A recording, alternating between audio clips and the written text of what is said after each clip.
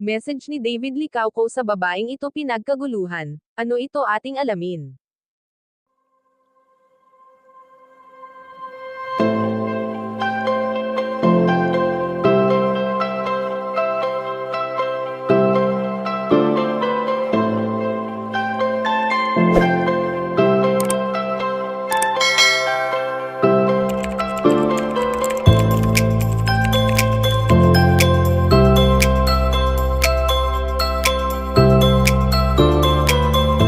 Muli na namang nagpakilig ang tambalang Barda sa buong social media nitong nakaraang na-recognize sila at hindi nila sukat akalain na mapipili ang kanilang tambalan.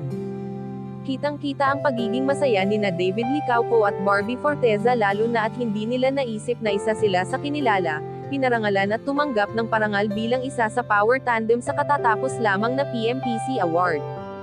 Sa pagiging malapit sa isa't isa ng tambalang Barda ay talaga namang hindi na bago sa kanila ang ganitong senaryo lalo pa at palagi silang magkasama simula una hanggang sa ngayon.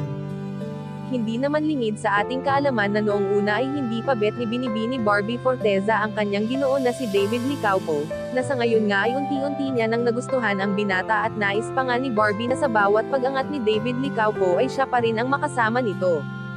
Subalit sa ngayon nga ay ayon sa aming impormasyon na nakalap na pinagkaguluhan ng netizens ang naging mensahe ni Ginoo para sa babaeng ito. Banggit ni David para kay Barbie, "Really thank you to you.